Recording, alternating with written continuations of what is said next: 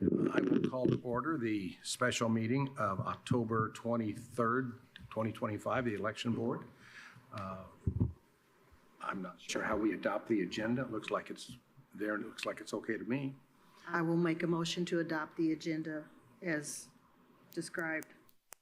Right, second. Those in favor, aye. Aye. Opposed, no. Okay, approval of the minutes from October 2nd. I have reviewed the minutes. I will make a motion to approve the minutes. I'll second that. In favor, aye. I have some discussion first, please. Okay, discussion, go ahead. First of all, I did not speak about my concerns about the 2024 provisional hearing whatsoever.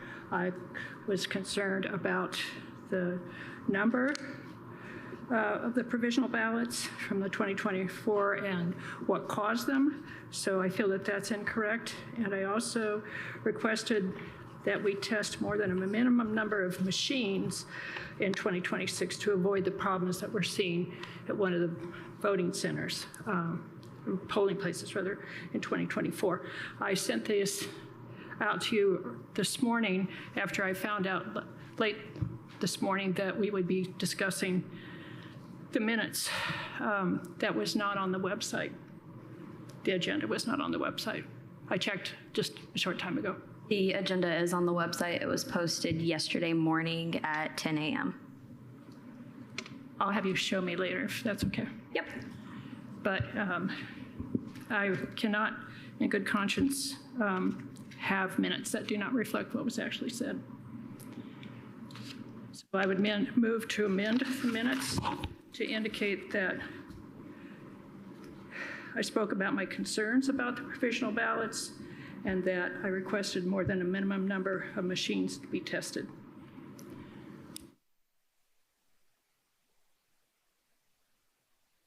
Do the minutes come directly from, I'm going to just use in quotes, the tape? Yes, they do. So They come from the recording from the CATS. The individual who does the minutes directly watches those, goes back, and then we also follow through with the transcript that is created from each of those recordings as well. And how much judgment is used on how to, and I hate to use the word summarize, I don't like that word, but it may be appropriate here. How much judgment is used in what we put in the minutes? So when she does the minutes, she does them, she sends them to me, and then they're also sent to Nicole. We review them, and then once they're reviewed by us, then they get passed on to the election board for another set of review. Nicole, if you want to speak on that a little bit. So, I mean, I echo what you said. We take the minutes directly from watching the meeting. It is not a word for word.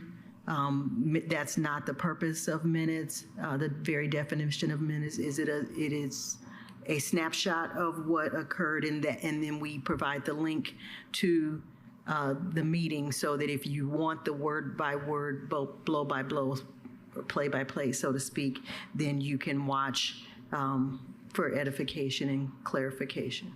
And then also for the record, the transcripts are with the recording as well. Vin from TSD works to make sure that those transcripts are there for anybody that would like them. So what you're telling us, just to make sure we've got this clear and on the record, your office listens to the transcript, watches the video, whatever, and then summarizes the high points. That's what we look at. However, it is easy to get to an exact word by word listing if they want to do that. Correct. Okay. I haven't been involved with a whole bunch of organizations that do minutes, okay? Is that what you're telling me? Is that long-standing? Yeah, the way that the minutes are being transcribed now have been the same for years. Nicole would know more an extent. I've been here since late 2023, and it's been the same since I arrived. I'm not objecting to the fact that it's not a word-for-word transcript, because certainly I talked about the types of ballots that were rejected, the numbers. I'm not raising any of that as an objection. I'm objecting to the fact that it says that I had concerns about the provisional hearing, which I did not, and that I also did raise this other issue about the machine testing. And so if you're not satisfied that I have this corrected, am representing this correctly, I suggest that we table approval of the minutes until the next meeting, and I will happily go back through the recording and let you know exactly where those statements occurred. Do you have printed copies? I looked at it this morning of what you sent to us. I did not print that off. I didn't see that till I was I have copies. somewhere where I could not get here. Yes, I do.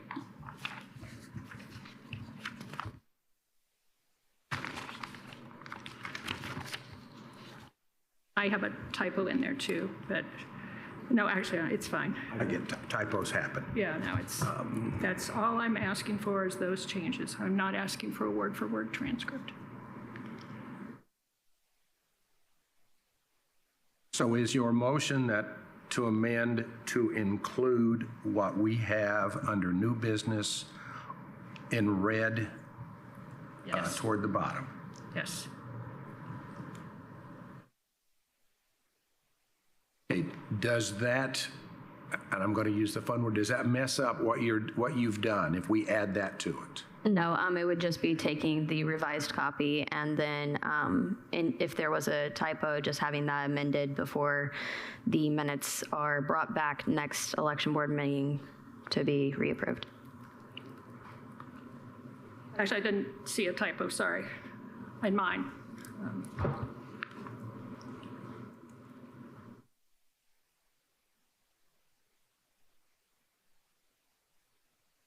Is adding this totally away from what customarily you put in minutes and you've done for quite some time? Nicole, I'll refer to you. I'm sorry, please. Is adding this totally out of the norm for what we've done, or what you've done for minutes in the past? This is one of a very few times that the summary has actually been questioned.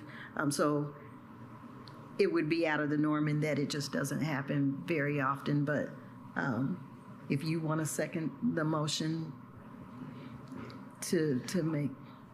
I don't have a huge issue with adding this, but I think we need to be clear from here that the minutes are a summary. The actual wording is available. I don't particularly want to read every word that was said again before we can approve minutes, but I don't have any problem with it. So you've seconded the motion? I did not, but if you would. She's got a motion to amend on the floor. It has not yet received a second. I'll give it a second. Okay? Okay.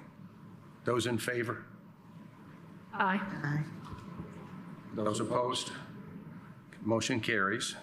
So now we go back. Now, are the minutes now considered to be approved? No. No. So I will entertain a motion to approve the minutes as amended. We can approve the minute. Second. Oh, sorry. Well, I think the amendment already took care of that. Well, that's what I just asked them to make sure. Yeah. Molly, I'm going Why to not? make sure. Okay. All right. So then the minute, just so everybody's clear. Yay on approval of the minutes? Minutes are approved as As amended. amended, okay. Yes. All right. And that's passed now. Okay.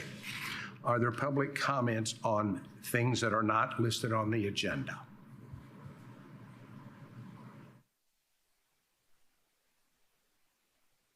There are none. We'll move on. The update on the showers project. Mr. Kreider? Good afternoon, board members. Richard Kreider, Monroe County Building and Fleet Manager. I'm here today to give you an update on the early voting renovation at the Showers building. We're approaching the 11th month on this project. I'll give you a little history of it. In January and February, I began meeting with the clerk, clerk's deputy, and voting supervisor to discuss voting operations, space needs, concerns, and project goals. In March, the commissioners approved a professional services contract with Spring Point Architects. April began the design and development phase, which ran through the end of March. To me, this was the funnest part so far because we took all of the information that we had gathered over the previous months, gave that to the architect. We started with an empty footprint and came to the final design. And I want to give some props to Ms. Ferris and Mr. White for the information that they provided. It was extremely helpful. Another notable event in March was that we emptied the storage unit in Eltsville and relocated those items to the Showers building in Suite 202. As part of this renovation project, those items will be relocated to the first floor in the new storage/equipment maintenance room, easily accessible from the east entrance of the building. We recently completed the bidding phase. The plan is to have the contract executed at the next commissioners meeting on the 30th of this month, with construction beginning in November and running through January. Now, that's when this project is complete, the voters registration folks at Johnson will have already been busy doing important work for the upcoming primary. So my thought on this is that even though the suite would be complete in January, that we not move the voters registration office over until after the primary. Now I know a few people have asked about that and maybe think it's not a great idea.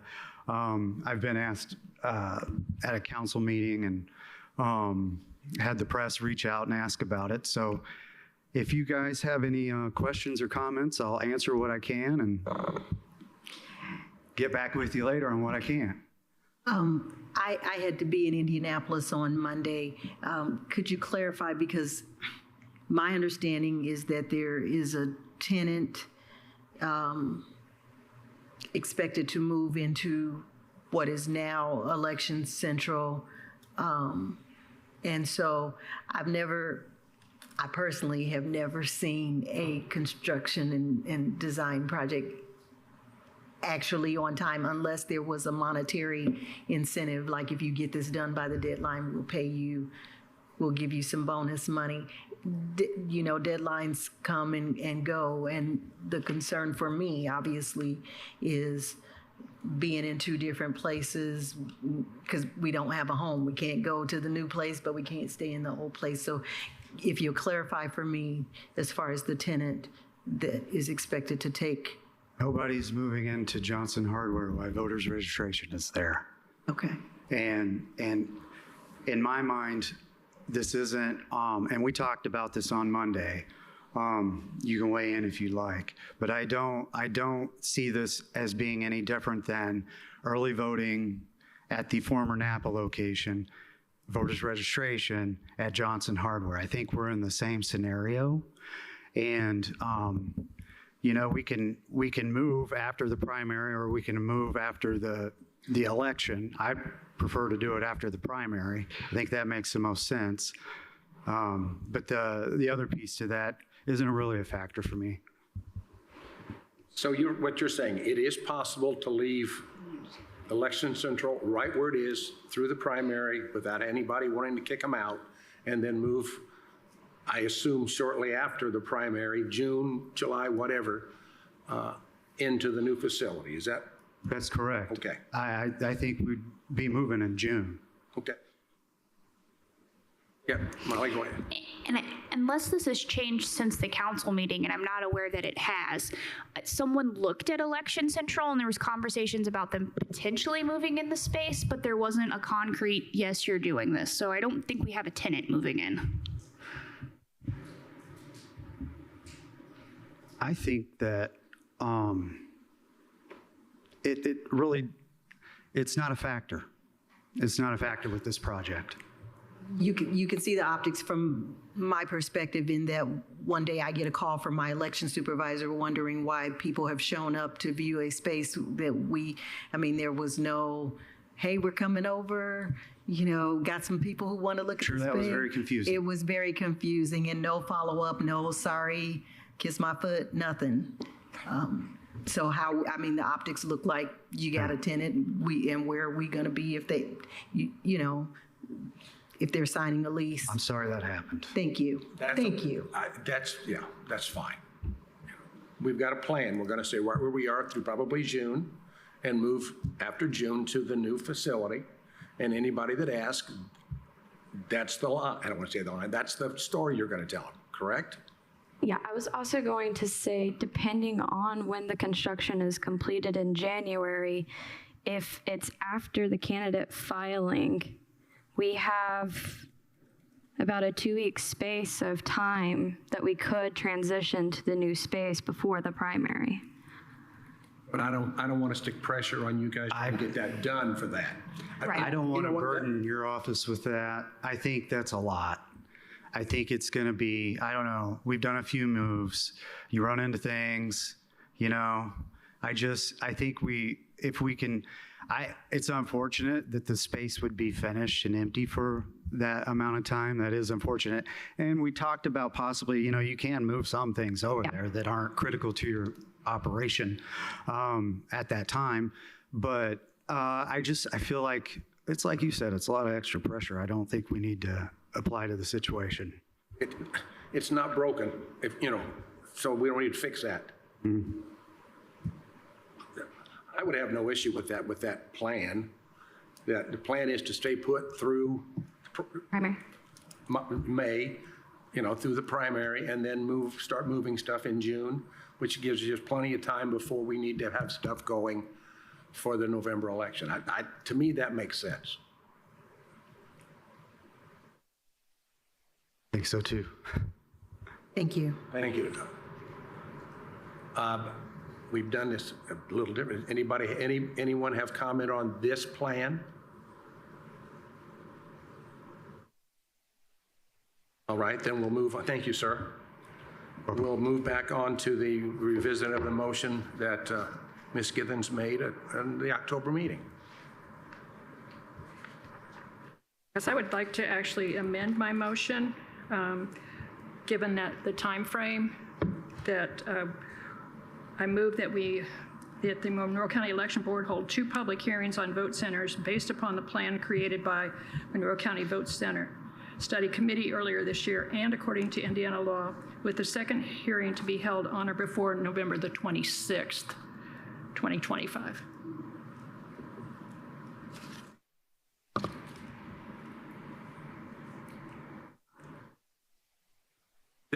Just get it all out in front. There is zero reason to have these hearings because my constituency, my chairman, are not the least bit interested in going to vote centers. We're not the only county that's turned them down. Hamilton County just did the same thing. There's not a huge demand for these in the county. You sent out $3,000 worth of postcards, and less than 1/2% of the people that got those thought it was important enough to even take a picture and fill out a form. So you can talk about this if you want, but we're not going to go to vote centers in the foreseeable future in Monroe County. It's just not going to happen. So you're saying that there is absolutely nothing that would persuade you to change your mind? My mind is, I don't see any reason for them personally, but I have a constituency and they have zero desire for these. So on the Secretary of State's, Indiana Secretary of State's website, and please keep in mind that there has been a Republican in that seat for over 30 years, one can find information on vote centers. One benefit of vote centers, according to the website, is that vote centers offer flexibility and convenience to voters by allowing them to cast a ballot at any county location of their choosing on Election Day. In 2010, 15 years ago, the Indiana Fiscal Policy Institute issued a report on vote centers. The Secretary of State's website indicates the key findings of this study include vote centers can produce significant savings for counties that implement them. Vote centers give local election officials more flexibility. Vote centers can produce immediate and long-term savings. This study finds savings could result every election day, as well as when time comes to purchase new equipment. And vote centers will significantly reduce the machines needed.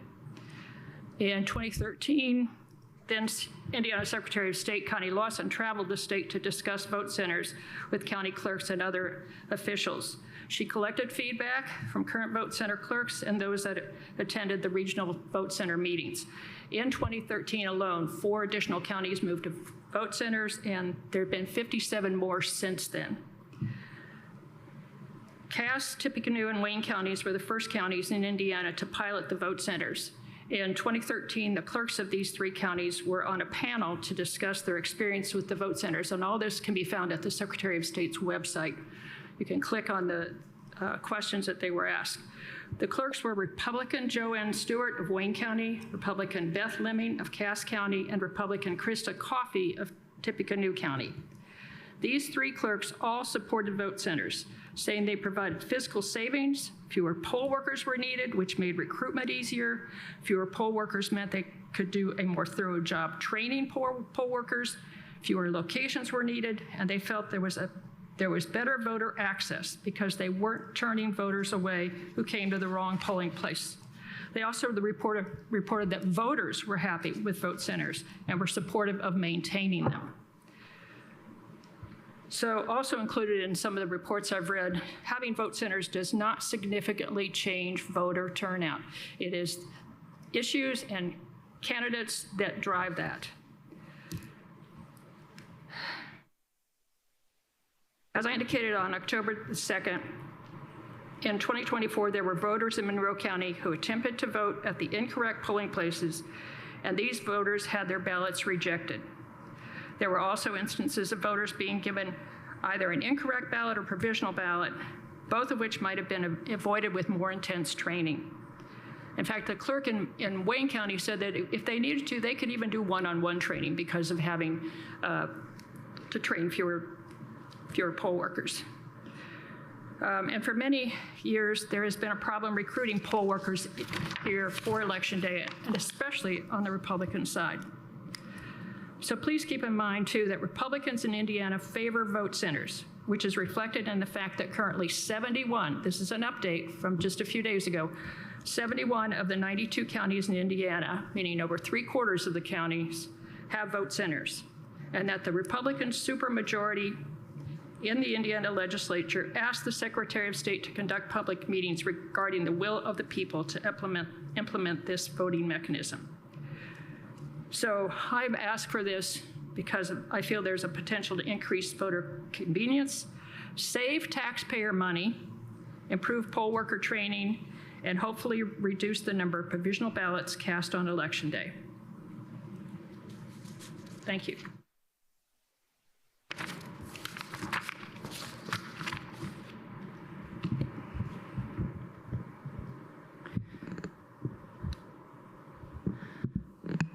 I'm asking for the hearings. I'm not asking for a vote center vote. There is zero purpose to drag people into a hearing because it's not going to change. If they want to come in and talk, great. I don't care. But I work through my chairman, the people that work that are active in my party. They have given me 100%, literally, the ones I've talked to, that they're against this. And we're not going to change our vote because of that. When my constituency tells me they want it, then we'll consider changing the vote, or when the law changes. I've spoken to two of the 3 candidates for Secretary of State. Neither one of them are interested in forcing this on different counties. The counties can make their own choice. I've spoken to them personally. There's no reason to have hearings. There's just no reason, because there's nothing that you've said that makes me think, gee, we have to do this. There's nothing you've said that makes our chairman think we have to do this. The groups that I represent are not interested in this. So you're not interested in saving money for the county? You said can save money. You didn't say will save money. And there's a difference in can and will. And the Okay. counties that have instituted it, they have saved money. Do you want me to contact them and get the numbers? No, you don't need to do that. Okay? You don't need to do that. So you're also not interested in voter convenience? Convenience is an interesting term. Okay? You know what? My first ballot was cast in 1970. I've moved several times. I never once have had any issue finding out where to vote. It's not that difficult. In fact, it's easier now than it was back then because all of us have these little computers in our hands that it's very easy to type in where do I vote. I've done it a couple of times with different addresses just to see. It's not difficult. The website's not difficult. It's not difficult to call the office and find out where they are.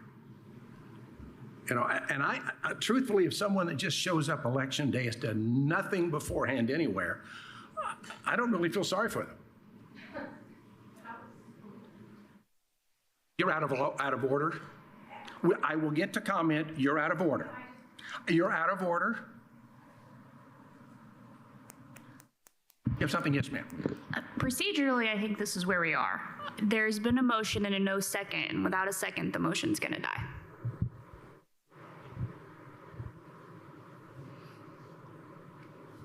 Is there a second?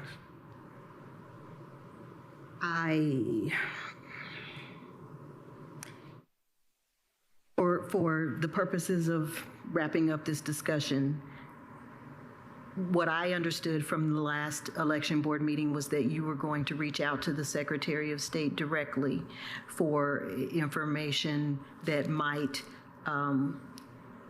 be helpful today. Yes, ma'am, and I have done that. And I did not see, if you want to report out on that, I think that would be I helpful. called him that evening on the way to the other meeting I have on the first Thursday night of the month.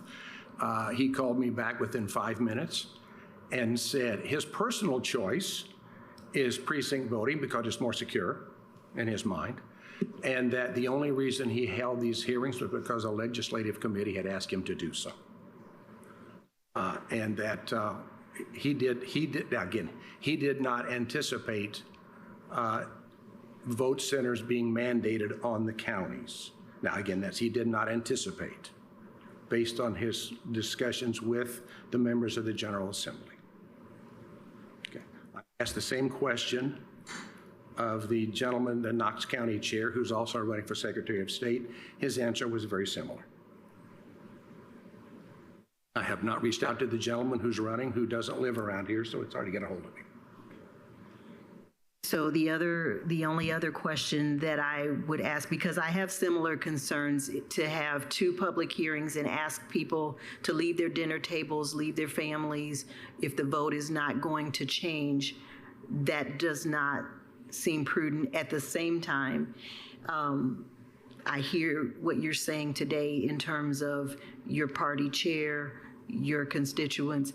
I'm just asking this out loud. I serve at the pleasure of my county chair. That makes, I didn't go looking for this, trust me. I understand. So let me ask you. And his comment right now is, and I'm not going to get into the nuts and bolts of it, the way our party has been treated in so many different things, there's really no reason to change this. For example, we had to file a lawsuit to get a city board appointment that was ours by statute because the city council wouldn't see them. That person has since run for office as a Democrat. We had to do the same thing to get our person on the county health board, even though it's sat empty for quite some time.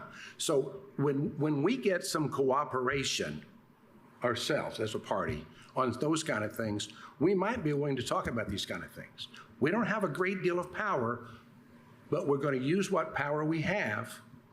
And at this point in time, I'm directed, okay, I'm going to vote the way my party tells me, regardless of my thoughts on it, which had this happened the last time, we wouldn't be in this position anyway.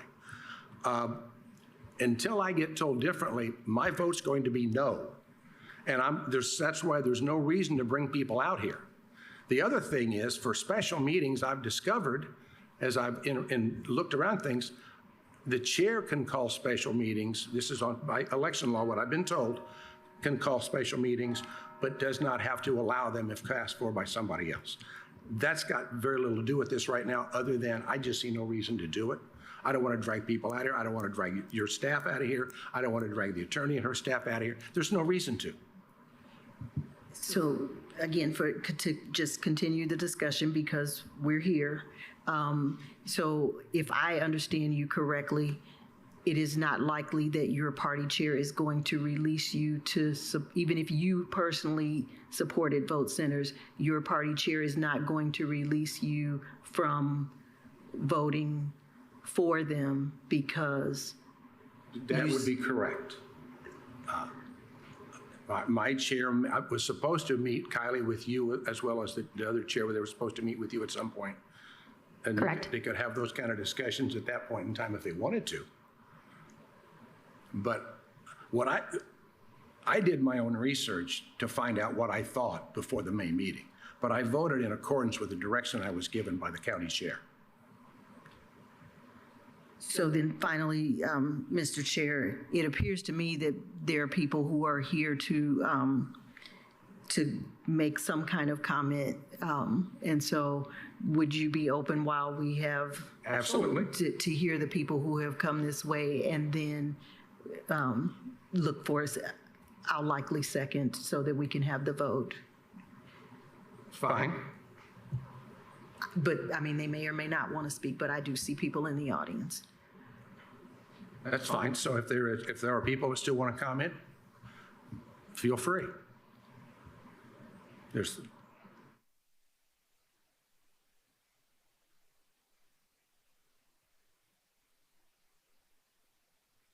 A little shorter. All right. Hi, Danny Shields. I'm Ashley Kierberg. You might remember me.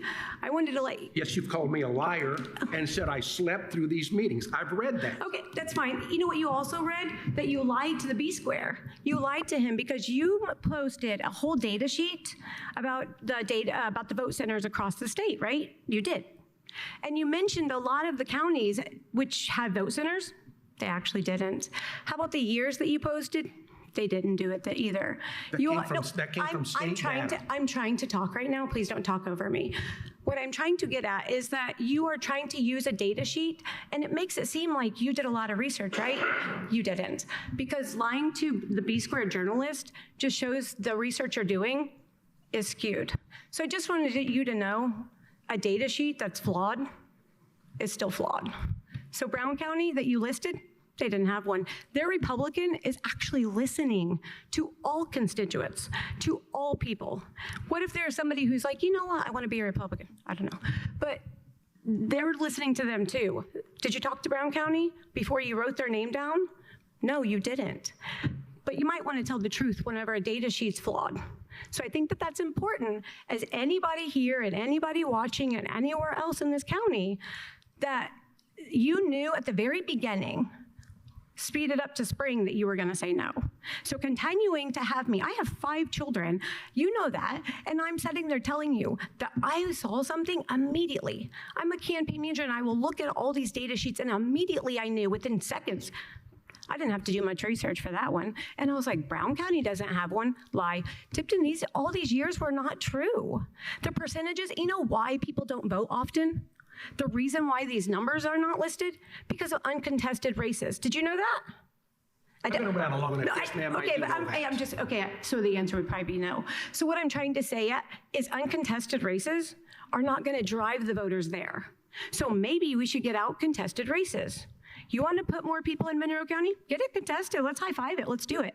But what I'm saying is all across the state, there is people that want vote centers. I campaigned in Morgan County. And how many times am I like, hey, go to Morgantown, hey, go over here. And all of the people get excited because they don't have to wait an hour in line. They could have children. They could have a blue-collar job that they can't leave. And they can go 5-10 minutes and go down the road and they can vote. So using your power just so we could all so you could just laugh at the people, it's very laughable when your data sheet's flawed, okay? So thank you. Thank you for your time. My data sheet came from data. I'm turning around so I responding can to sit. you. Yeah, go ahead. Stay where you were. My data sheet came directly from state of Indiana. That's wild because the state of Indiana is exactly where I found information. That's where mine came from. Wonder what website are you using? Because it's very different than the Indiana Secretary of State. I worked on mine with a prior person, a prior member of this board. Yeah. He helped me get it. I didn't look that. Yeah. Okay. So you didn't do the research on it. Indiana Secretary of website actually shows all this. I used other people. So thank you for. You're welcome. Thank you. I just want to let you know. Thanks. May I ask a question? Yeah, yeah. Do you serve as a poll worker for us? I don't, not yet. But right now I do. I'm in advocacy and campaign managing. So that's what I do. Thank you. Thanks. Thank you.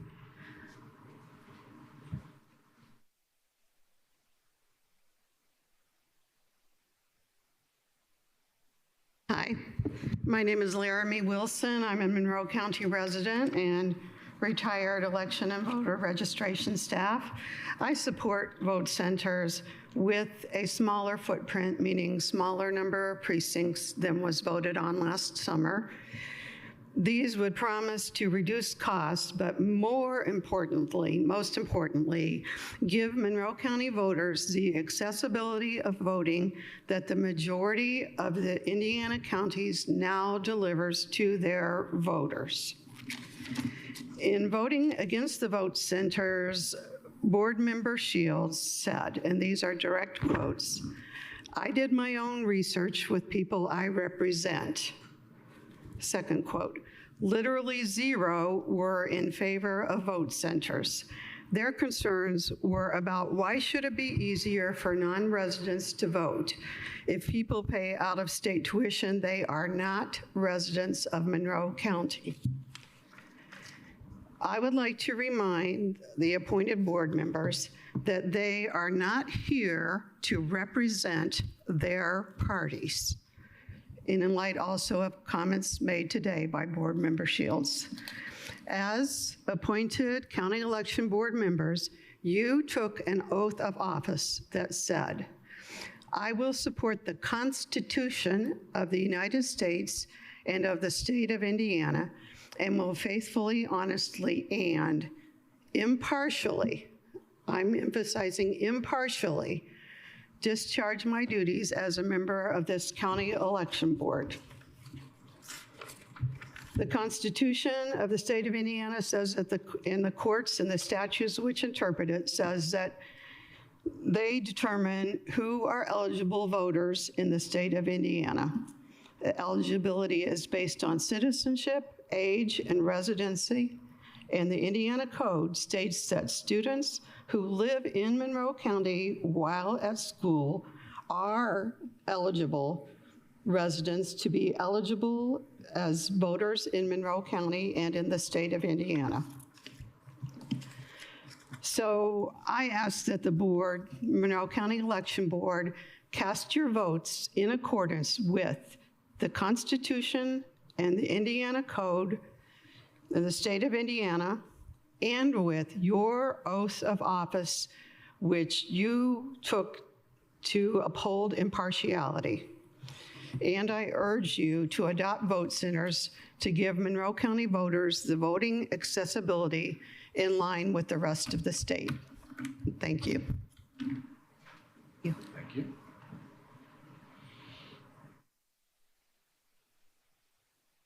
My name's Kathy Ruark, and for about 9 years, I've been involved working at early voting.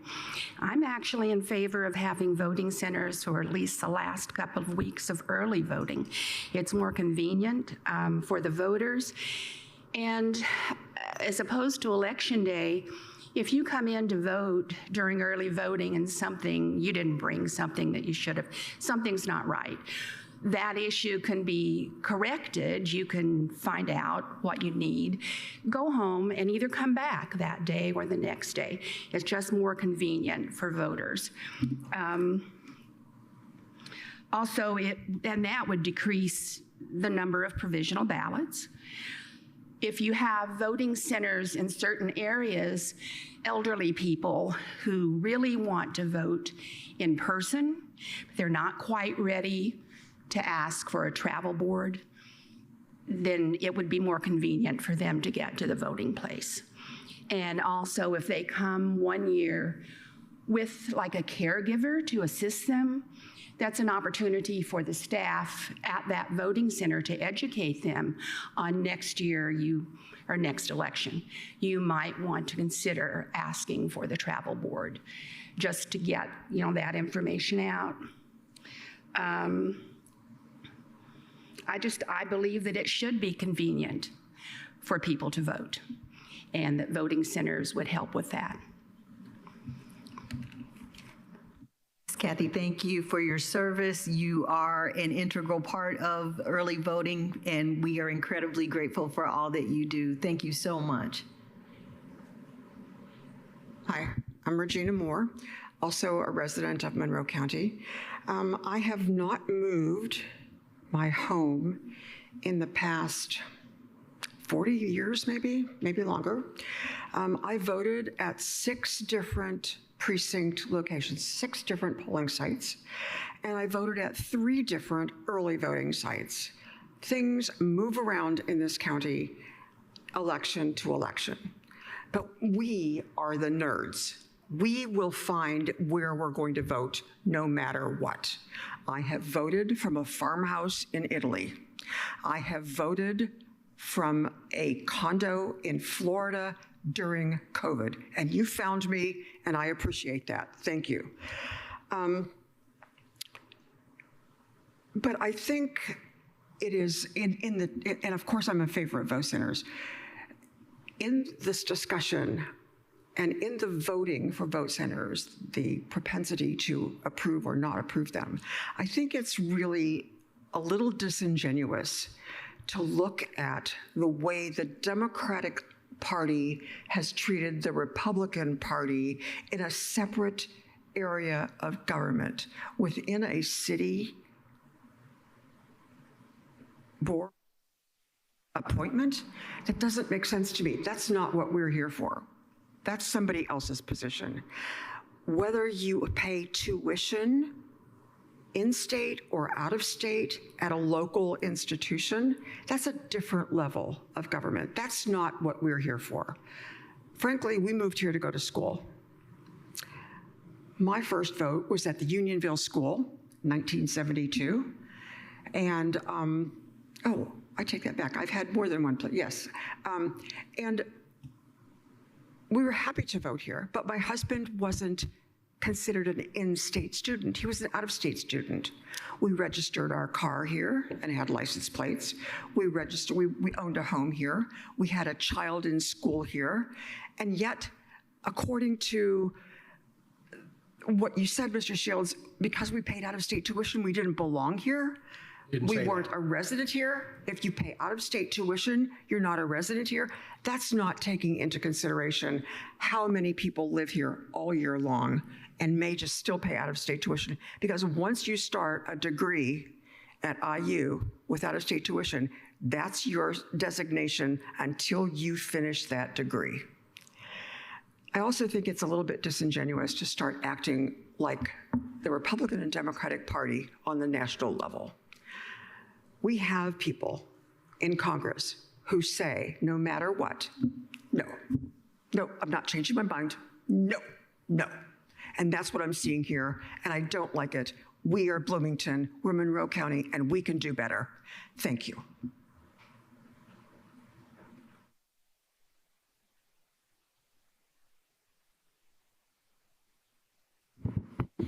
Good afternoon, Mr. Chairman, Madam Clerk, Madam Board Member. I just. Sorry, my voice here. My name's John Lettner. I'm a almost 40-year resident of Perry Township, retiree from General Motors in Bedford for 38 years working there. Since I retired, I've become an election official, working every election, primary and general since 2020. I got a little bit of a unique perspective in that I work early voting and on election day. And I understand there's preferences about, well, we don't think early voting is, that regardless, that you can own that. But the problems as an early voting lead and a election day poll inspector are similar. Not a day goes by without several voters showing up to vote in person. They want to vote in person, and they fail to meet some qualification. But on election day, there's no second chance. And primarily on election day, it's people at the wrong polling site. I think the cause is things are confusing the voters. They have the right idea in mind, but even as a poll worker or poll lead, I work through Monday before election day under one set of guidelines, and I got to get up at 4 in the morning on Tuesday, go to be a poll inspector, and tell all these people what to do in a different set of guidelines. I mean, I signed up for it, but the voting center idea is a solution to some of the confusion. That's why I stand here today in favor of it, because I think it's less confusing for the voters and the workers. But so, why not simplify? I wrote down here that we have 65 of our counties already doing it, and I guess since I wrote that, it became 71. It just seems, how about this term? Common sense. Don't people like to use that term nowadays? And if you don't believe me, ask the people in the other counties. They could go back, as I understand. I don't know that any have, but, and lastly, thank you, Laramie, because, we got to quit being elected and appointed people doing what our party tells us to do and start doing it the other way. Thank you for your time. Mr. Ledner, I want to also thank you for your service. You too have been an amazing part of early voting for years now. I can't remember an election in recent past that you haven't been a major tour de force with early voting, and for that I want to express my gratitude. Mr. Chair, I don't see anybody else who might want to make public comment. I don't know about online. So, okay, so then I guess that for the purpose of, again, wrapping up this discussion, my presumption is that in the same way that vote centers would have to have a unanimous vote, that to move forward with public hearings, we would have to have. Not according to the law I read. According to what law you read? Election law. Go ahead. I do not think the vote to move forward with having the public hearings is required to be unanimous, but you are correct that the implementation or approval of a vote center plan would have to be unanimous. I had actually contacted Matt Kochevar at the state about what we would need to do in this regard, and he said, no, you only need a majority to do the hearings. I'd be happy to share that email with you. No, the phone number's in my phone too. Oh, sure. So then I guess that where I am is, it does not feel right to ask people to come out if, my vote isn't changing either. I support unanimous, to turn all of our polling sites into vote centers and not reduce. So my vote isn't going to change either. If 2 votes they've said my vote isn't going to change, we're asking people, leave your home, leave your dinner table, leave your kids, and come out, and it's going to end up the same. What moves the needle? It's what would move the needle for Mr. Shields, and he's made very clear his party chair is not going to release him to support vote centers, and he is voting based upon the people who appointed him to this board. That is correct. I am very, very disheartened that there are people who say that there is nothing that would ever change their mind. I just find that very disheartening. I'm sorry you feel that way. being in a position to make decisions that some people don't like, I've done for over 50 years. It really, it is what it is. And I'm not, you can have the hearings, but until I get it, until the people that and taking things out of context is just as poor decision-making as other stuff is. I went to multiple groups that were Republican groups, and I said, you tell me what you want me to vote. And it was literally, that's why I use the word literally, unanimous that they don't want him in Monroe County. They did not like the plan. They didn't like the fact that there was nothing in that plan that would preclude the office, the board, the whatever, from pulling them to save money from out in the county and centralizing them. There was nothing in that plan that required this many. They did not want it. They did not want it to be centralized around the university. There's nothing to stop that. There's a lot of stuff that, you know, I understand people that want to talk about being residents or not residents. I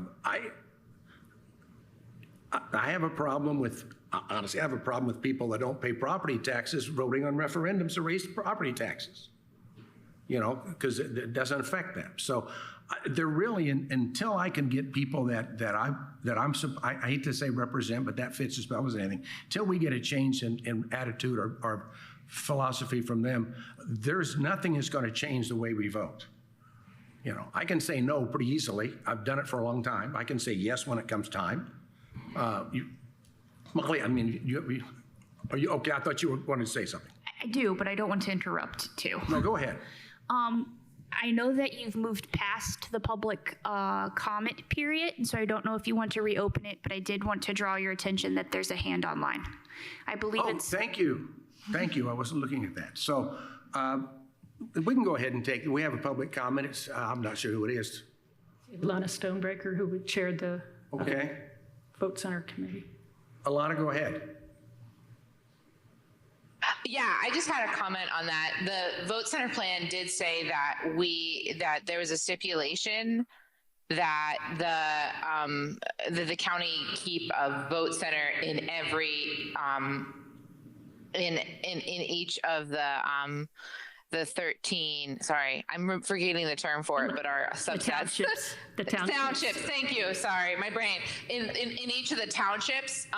So there was like mechanisms in place to make sure that there were not any focusing on those locations, as well as there was a focus on there about eliminating redundancy in physical locations. So circulating them around the campus wouldn't make sense, because one of the goals is to have them physically separate from each other to eliminate redundancy. So I just wanted to make sure that that was included, because that was included in the plan presented. Thank you. Thank you. So I go back to, I understood that his vote was not going to change at the last meeting. You called this special meeting. He's indicated today that his vote is not going to change, that he doesn't anticipate. Is there something that you're anticipating if we have these public hearings and we ask these people to come out that is going to turn this around so that we walk away? My crystal ball doesn't work very well. I don't know what people might come and say. That would be the reason that I would want to have the hearings. I watched the stuff that occurred earlier this year. I have been paying attention very strongly, but there may be other people who feel that their voices, that they didn't understand, that they should have spoken up. I can't predict what will be said or not said. I just know that in 2018, Morgan County went to vote centers. They halved the number of polling places. In 2022, Jackson County moved down to just 6 vote centers. There was absolutely no complaint about people feeling inconvenienced or having problems getting to places. And this is Jackson County, many parts of that are very rural. It's been just within the last few months that Brown County has now gone ahead with the vote center stuff, and that was not on the Secretary of State's website that I saw 2 weeks ago, but it is up there now. So I'm just saying that I don't know what people might say. But I want to point out that the potential for saving money, it's Republicans that talk about waste and fraud, waste and fraud, waste and fraud. I think this is a waste of money to not have vote centers. And maybe you should ask your county council to put together a plan that shows exactly where they put them and how much money they'd save. Bring that back. The county council does not do that. County council handles the money. But it's the county commissioners that approve what the Okay, then have the location. commissioners do it. And then let me take that back to my leadership, and they might change their mind. One thing I would, I'm sorry. no, you're fine. One thing I would say that does kind of concern me about like reopening the vote center discussions is that it would be with the same plan that was already voted down. My thought is if you're wanting to reopen this, recreate a plan, they can start based off of the plan that already exists, but work on that one, fine tune it, find the information that Danny is specifically asking for, and move forward from there so that the information can be portrayed in a different way so it's not the exact same plan that's being voted on. Was my understanding, and perhaps I am not remembering correctly, but they laid out 3 different options, I believe. They gave a recommended one, but they didn't dismiss having either of the other 2 also acted upon. And with regard to recommending where the vote center should be, I hope that the clerk will clarify this if I'm misspeaking. In the past, what has happened is that people from the election division have made recommendations about where the polling site is, and then the commissioners give final approval on that. So it's backwards to say, let's have the commissioners do it. No, what I said with the commissioners, show us how they're going to save the money. If we're talking about it being a money saver. You don't seem to understand how county government works. I don't have as many years in county government as you do. I'll freely admit that. Mr. Chair, let me ask you this. If we were to consider the other option, which was not the universal, but to reduce it to 20? There was a plan for 29, 22, and 20. Okay, so let's meet in the middle, 22. Would you be more I'll be happy open? to let my leadership look at that. 22 was the one that was voted on at the last hearing. Okay. And what are the dates that you're proposing for the public hearings? I don't know when this room was available. That's why I was saying I just would like to have it before late November to give us time to look at this in December. We not only have to come up with 2 dates, we'd have to send out public notice again. We would have to send out public notice. We could do in the newspaper only. The last time that we did it, we had also added in the postcards. It's my understanding, and maybe I can find the email from Mr. Kochevar, but the first hearing doesn't have to have a big notice. It's the second one that has to occur 30 days, at least 30 days after, to give people time to send in things. Correct. That's the one that we sent the postcards out for the last set of public hearings.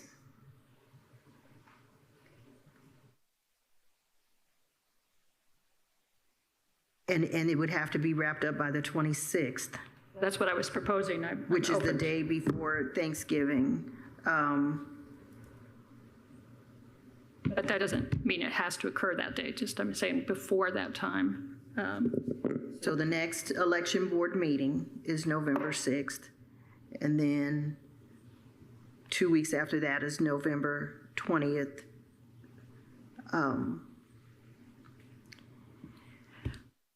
I will say these hearings that we had during the last set was after, I think the first one was at 5, the second one was at 5. It was the early evening, yes. I think if you're right, Molly, it was 5 or 5:30, one or the other. So in One or the other. In the email that I got about this, Mr. Kochever said that IC code 3-11-18.3-3E requires that after the first public hearing, the county election board must wait at least 30 days to hold a second hearing. During the 30-day period, the board should accept any written comments on the draft vote center plan that was presented at the first public meeting. After that 30-day period ends, the county election board can then hold a second hearing to consider the written public comments filed since the first hearing and hear from others who want to speak at the second hearing. So, that's December. well, you know, we can have the first hearing next week.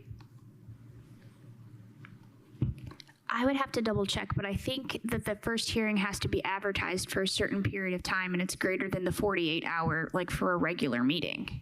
This says the statute does not provide that any special or advance notice needs to be given to the public.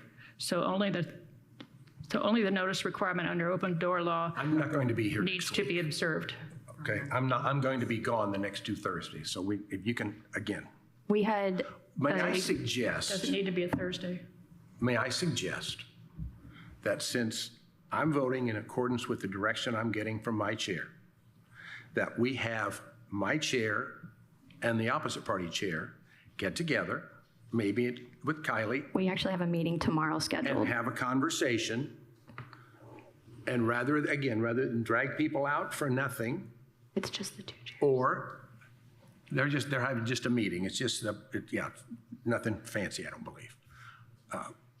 Have a conversation. And after they have a conversation, then we can revisit this.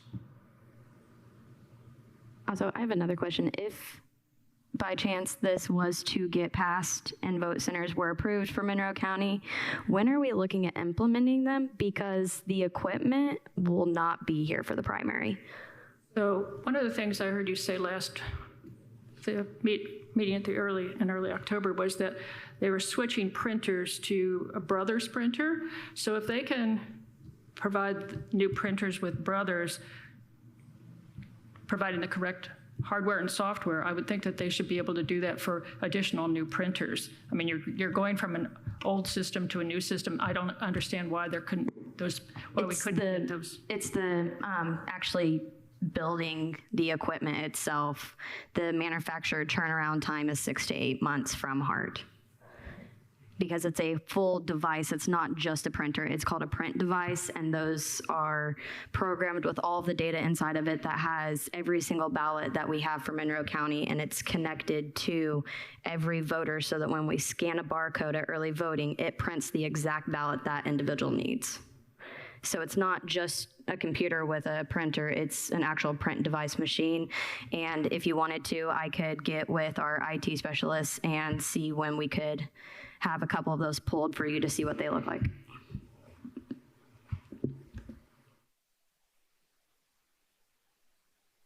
You can say something. Sorry.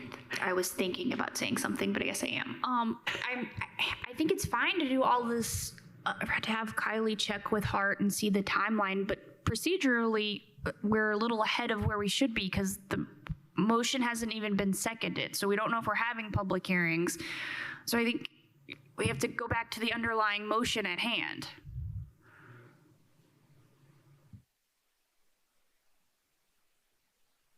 Well, there's a motion. There is not yet a second, and I don't want to, yeah. I feel, because we did already have the talk tomorrow with both we as in me, not the rest of the election board, not an announced or noticed meeting, that we have that I'd rather have that conversation with both party chairs, and then can we table this motion until the November meeting?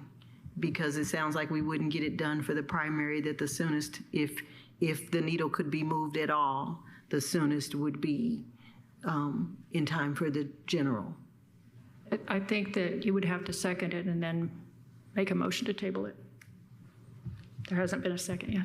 Well, then I'll second and then make a motion to table. I'll second the motion. Table it until the November Molly, meeting. you're the, we're looking. So I think if right there's now. a second, then there'd be a vote on that motion, and if that motion proceeds or not, after that motion is resolved, you could make a new motion to table. Or alternatively, you could withdraw your second, the motion would die, and then you could table the conversation.